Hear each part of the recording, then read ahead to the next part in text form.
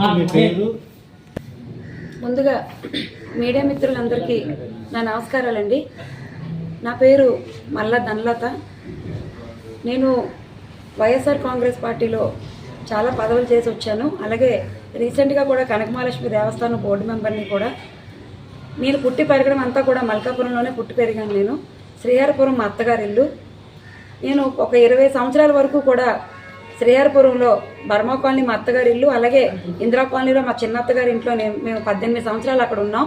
మళ్ళీ శ్రీహరిపురం వచ్చేసి రెండుగుళ్ళ దగ్గరకు వచ్చి మేము ఇంచుమించు 9-10 సంవత్సరాలు అవుతుంది. ఎక్కడ కూడా నేను అందరి దగ్గర కూడా మంచి దీంతో నేను మంచి మార్గంలో ఉన్న వ్యక్తిని నేను. అలాంటిది పివి సురేష్ అనే వ్యక్తి ఒక కార్పొరేటర్. గత 8 ఏళ్ల బట్టి కూడా నాకు మానసికంగా చాలా బాధపడుతున్నాడు. గతంలో కూడా ఆయన వేరే ఒక హెచ్పిసిఎల్ దగ్గర గొడవ అయ్యేటప్పుడు అడగడానికి వెళ్ళినందుకు ఆయన వాళ్ళ అన్నయ్య ఇద్దరూ కూడా నా మీద తిరగబడి నా చీర కూడా చింపడం జరిగింది. దానివల్ల మల్కాపురం పోలీస్ స్టేషన్లో కంప్లైంట్ ఇవ్వడం కూడా జరిగింది. ఆ కంప్లైంట్ ఇచ్చిన తర్వాత వాళ్ళ రియాక్షన్ తీసుకొని పెద్ద ఫోన్లు రావడం వల్ల సర్లే ఒకే దీంట్లో ఉన్నోళ్ళు కదా అని చెప్పి ఆగిపోమంటే అది అలాగే ఆగిపోయామండి. తర్వాత ఒక 1-2 సంవత్సరాల గ్యాప్ ఇచ్చి నా ఇంటికి అర్ధరాత్రి నా క్యారెక్టర్ని దెబ్బతీసినట్టు మాట్లాడి నా ఇంటికి అర్ధరాత్రి పోలీసులు 12 గంటలప్పుడు నా ఇంటికి పంపించి నా ఇల్లు డాబా మీద అంతా చెక్ చేయించాడండి వాళ్ళ అనుచరులతోటి. ఇదేంటని నేను అడగ్గా పోలీస్ స్టేషన్లో చాలా నేను బాధపడి నా క్యారెక్టర్ మీద దెబ్బతీస్తున్నాడండి. నాకు వయసున ఆడపిల్లలు ఉన్నారు, ఇతను ఇలా చేయడం ఎంతవరకు కరెక్ట్ అని చెప్పి నేను అక్కడికి వెళ్ళి మాట్లాడగా ఆ రోజు బైండ్ ఓవర్ రాసి ఇక మీదటి అమ్మాయి విషయాలు నేను కానీ నా అనుచరులు ఎవరు కూడా అమ్మాయి విషయాలు మేము ఎవరిని ఎత్తమని చెప్పి ఆయనే బైండ్ ఓవర్ రాసి సంతకాలు కూడా పెట్టారండి. ఈ రెండు ఇలా జరగగా సరేలే ఇంకా పార్టీలో అతను ఏదో వైఎస్ఆర్సీపీ పార్టీలో అతను ఏదో వ్యతిరేకంగా ఉండడం చేయడం వల్ల పార్టీ నుంచి సస్పెండ్ అయిపోయి బయటికి వెళ్ళిపోయినాడు. మళ్ళీ పార్టీలోకి వచ్చి నాకంటూ ఒక హోదా ఉంది, నేను కార్పొరేటర్ని, నాకు ఎవరేం చేయగలరు అన్నట్టుగా గత 4 నెలల నుంచి కూడా ఆయన ఎక్కడ పడితే అక్కడ నా క్యారెక్టర్ని దెబ్బతీసి నన్ను మానసికంగా ఇష్టాసారంగా మాట్లాడడం మొదలెడుతున్నాడండి. పోతుంది బోకుది అని మాట్లాడడం. రీసెంట్గా ఒక 100 మంది ఉంటుండగా జనతా కాలనీ దగ్గర కూడా ఆ రోజు నేను అక్కడికి వెళ్తే ఈ ఉంటే నేను ఉండను అని చెప్పేసి నా ఫ్యామిలీ వాళ్ళు తిడుతున్నారు, ఈ ఉంటే నేను ఉండనని చెప్పేసి. అంటే ఏంటి నేను ఏం చేశానని? నువ్వు నా క్యారెక్టర్ని కించపరచడానికి నువ్వెవడవు అసలు? నీకు ఏ రైట్స్ ఉన్నాయని? వ్యక్తిగతంగా ఒక ఆడపిల్ల విషయం మాట్లాడడానికి నీకు ఏ రైట్స్ ఉన్నాయని నువ్వు మాట్లాడుతున్నావు? సరే ఆ రోజు ఏదో అయిపోయింది, పోనీలే మనోలే కదా, ఒక దగ్గర ఉన్నోళ్ళు కదా, మొఖమొఖాలు చూసుకోవాలి కదా అని చెప్పి నేను ఆలోచిస్తే మళ్ళీ ఒక నెల పోయి గ్యాప్ ఇచ్చిన తర్వాత ఇదే సంఘటన అండి. నేను రెండుగుల దగ్గర బండి వేసుకొని వెళ్తుంటే గ్యాంగ్తో కూర్చొని ఎప్పుడు రౌడీజం చేయడానికే మొదలెడుతున్నాను. నా విషయంలో గ్యాంగ్తో కూర్చొని అక్కడ నిలబడి అవి వెళ్ళిపోతుందిరా బేవర్స్ బండి మీద, దీనికి ఇంకా మానసికంగా దీనికి ఇంకా బయటకు రానివ్వకుండా చేయాలంటే దీనికి ఉన్న వీడియోలు ఫోటోలు ఇలాంటివి ఏమైనా ఉన్నాయి అవన్నీ తీసుకొని బ్లాక్మెయిల్ చేయాలరా, వీళ్ళింట్లో చూపించి దీనికి మనశ్శాంతి లేకుండా చేయాలరా అని చెప్పి ఎవరినో అన్నట్టుగా పక్కన పెట్టి నన్ను అక్కడ కించపరుస్తూ మాట్లాడడం, స్వయంగా నా ముఖం మీదే మాట్లాడడం. సరేలే అని చెప్పేసి ఊరుకుంటే నిన్న సాయంత్రం నేను గణేష్ మందిర్ లైన్లో పని మీద అని చెప్పి నేను అక్కడికి వెళ్ళి బండి ఆపి వెళ్ళబోసరికి అక్కడ ఇంచుమించు 100 మంది ఆడవాళ్ళు అందరూ ఉన్నారు. ఉంటుండగా కూడా వచ్చింది పోకుది, ఇంక ఈవిడ వస్తే నేను ఉండను అనుకొని చెప్పి అందరి దగ్గర నుంచి నన్ను అవమానించి అక్కడి నుంచి వెళ్ళిపోతే మానసికంగా చాలా బాధపడుతున్నానండి నేను. ఎందుకులే ఒక దగ్గర ఉన్నోళ్ళం కదా అని మేము ఆలోచిస్తుంటే ఈ రోజు నా ఫ్యామిలీలో కూడా గొడవలు స్టార్ట్ అయ్యండి. ఈయన వల్ల ఏదో బ్లాక్మెయిల్ చేస్తాను అంటున్నాడు. ఆయన సెల్లో ఆయన ల్యాప్టాప్లో నా కోసం ఏమున్నాయో దయచేసి పోలీసు వారి దగ్గరకు వచ్చి అవన్నీ ఆయన స్వయంగా చూపించాలని నేను కోరుకుంటున్నాను. ఒకళ్ళ క్యారెక్టర్ కోసం ఎత్తే అర్హత ఎవరికి కూడా లేదండి. నేను ఏవేవో చేస్తున్నానని అతను చేసిన తప్పులన్నీ కూడా నా ఒక ఆడదానిగా నా మీద రుద్దుతున్నాడండి. ఇది ఎంతవరకు కరెక్ట్? నిన్న నాకు ఎప్పుడైతే సంఘటన జరిగిందో 5 నుంచి 6 మధ్యలో 6:30 లోపండి నేను సూసైడ్ చేసుకోవడానికి కూడా సిద్ధపడ్డానండి. ఆ టైంకి ఇంట్లో నా భర్త నా కూతురు వేరే వాళ్ళు వచ్చి రాబోసరికి గబగబా నన్ను ఇచ్చేస్తే అప్పుడు అడిగారండి ఏం జరిగింది అని అడిగితే అతని వల్ల నేను చాలా కృంగిపోతున్నాను.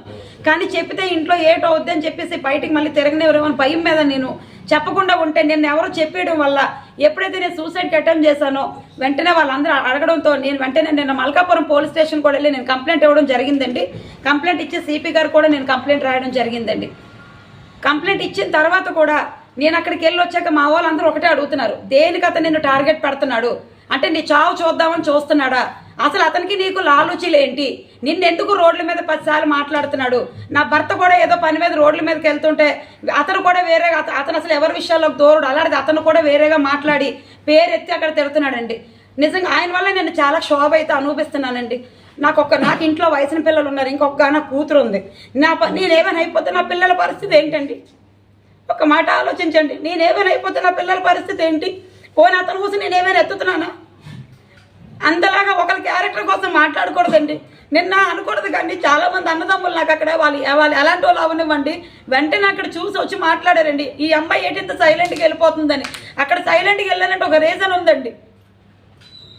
కానీ నేను ఏం చేశానంటే సైలెంట్గా ఇంటికి వస్తానని నేను అంత ఎర్రదాన్ని అయితే కాదు కదండి. ఇప్పుడు ఇంట్లో ఎన్ని గొడవలు స్టార్ట్ అవుతున్నాయండి నిన్నటి నుంచి కూడా. నేనేమైనా అయిపోతే నా ఫ్యామిలీ అంతా ఎదుకొచ్చేస్తుందండి. నేను ఇక్కడ పుట్టి పెరిగిందని అత్తోరిల్లు ఇక్కడ వాళ్ళందరూ కూడా సూడుబాటు మాట్లాడుతున్నారు. ఏదేమైనా కూడా ఇతని వల్ల చాలా మానసికంగా బాధపడుతున్నానండి నేను. ఇప్పుడు ఒక మాట అండి, ఆయన ఇంట్లో ఆయన భార్యకి ఎవరైనా రోడ్డు మీద ఏమైనా అంటే ఆయన అలాగే ఊరుకుంటాడా? వాళ్ళ అక్క చెల్లెలకి ఎవరైనా ఆవిడ ఉంటే నేను ఉండనని చెప్పేదో మాట్లాడితే అలాగే ఊరుకుంటారా? ఉన్న ఆడపిల్లలు కాదండి. గతంలో కంప్లైంట్ ఇచ్చారు కదండి, ఏం జరిగిందండి అతని మీద? గతంలో కంప్లైంట్ ఇచ్చింది, పెద్ద పెద్ద ఫోన్లు చేయడం వల్ల కాంప్రమైజులు చేసేస్తున్నారండి. రీసెంట్గా కూడా మన చెట్టు దగ్గర ఒక ఎస్సీ అతనిది, ఆయనది కూడా ప్రాబ్లం అయితే చూడండి ఇవన్నీ. అలాంటిది అతని మీద ఎఫ్ఐఆర్ వేసింది కూడా పోలీసులు ఎందుకు ఆయన మీద యాక్షన్ తీసుకోలేకపోతున్నారు? అంటే దళితులని వాళ్ళు కూడా పక్కన పెట్టేస్తున్నారా? ఎఫ్ఐఆర్ వేసి ఉండేది కూడా యాక్షన్ అసలు కొంచెం కూడా యాక్షన్ తీసుకోవట్లేదండి. ఎందుకు ఆయన అరెస్ట్ చేయలేకపోతున్నారు?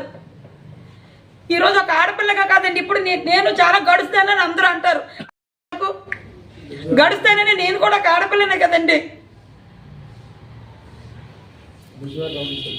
మేడం, మీ మీద ఎంత కక్షపూరితంగా వ్యవహరిస్తున్నందుకు గల కారణం ఏంటండి?